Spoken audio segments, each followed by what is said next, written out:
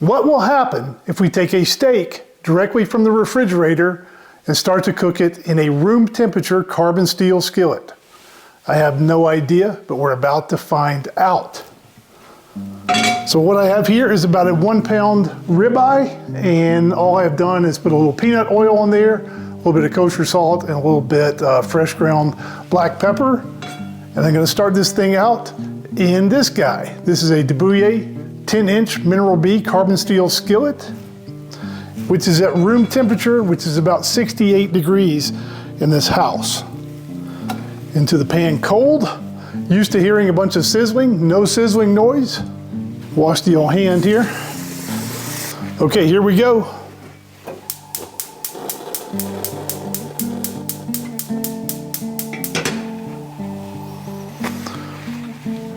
And we are off and cooking. Now, generally, one of the things I love about carbon steel skillets is that you can get them screaming hot and just sear the heck out of a steak.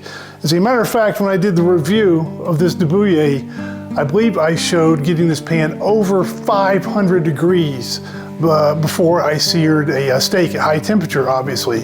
And it did a fantastic job. And I usually sear my steaks for a couple of minutes each side, then I baste them with some butter. I like to put some rosemary in there, and then I finish them in the oven. Thanks to the internet, I've been hearing about people starting meat directly from frozen.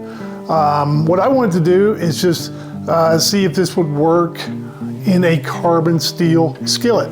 So less than a minute in, or around a minute or so, I can already hear a little bit of sizzling starting. And we'll keep an eye on it and see what happens. Now I do have a little bit of rosemary and butter, but I am not planning on finishing this guy in the oven.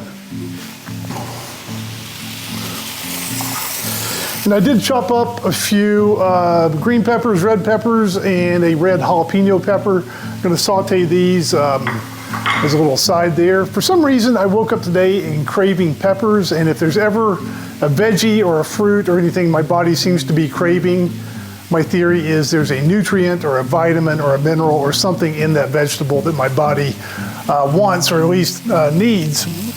We're gonna cook those up separately. Let's see how we do.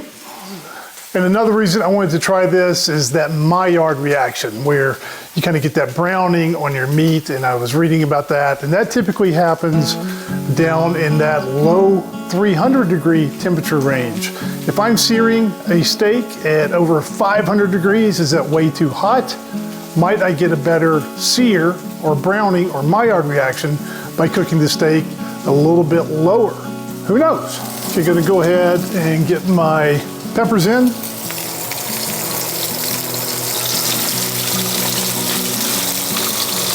Those soften up a bit.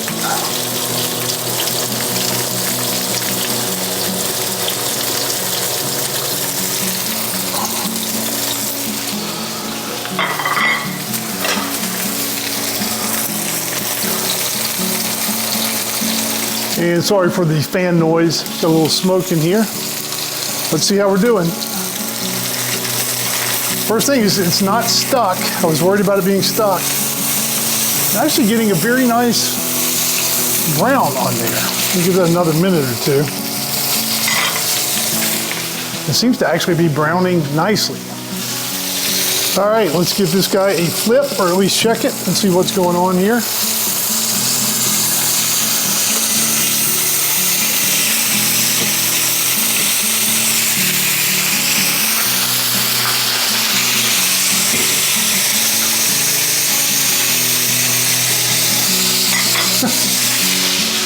I'm actually pretty impressed here. I did not expect this to happen. I thought it was just going to be stuck like a duck.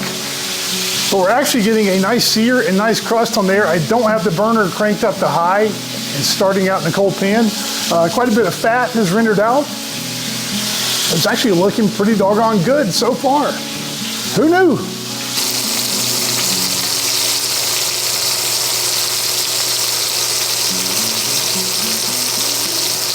And that's looking pretty good internally, between 120 and 130, a little higher on the end. So what I'm gonna do is go ahead and get my butter and rosemary in there. Baste this guy a little. Let's turn those off.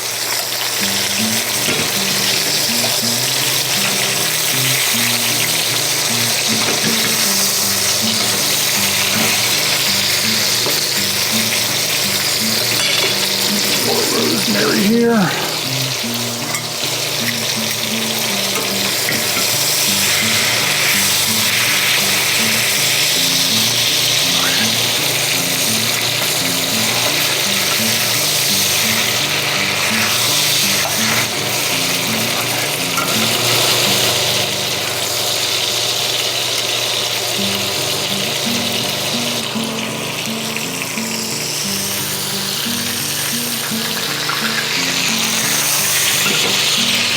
I can really smell that rosemary. Love the aroma of fresh rosemary. All right, let's get this guy out. See how we're doing here.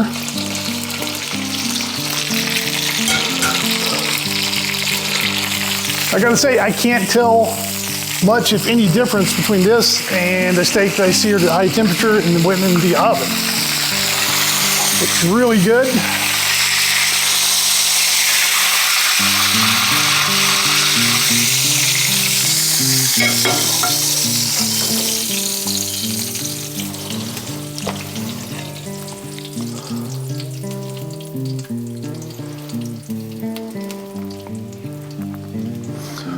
What do you think? Cold steak in a cold pan. Looks pretty good to me. Let's do a bite and a little taste test. If you want your steak to seem a little more robust, try using an 8-inch chef's knife as your steak knife.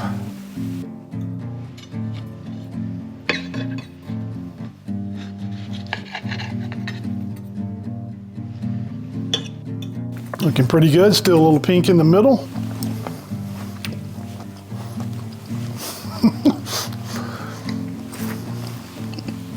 Is there anything better than the first bite of a steak with butter and rosemary? Holy cow, no pun intended.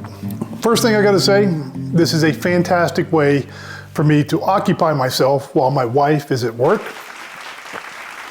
But honestly, I gotta say, with the cold steak going into the cold pan, actually worked remarkably well, a lot better than I thought it was going to do. I thought it was just gonna be stuck like a duck down in there.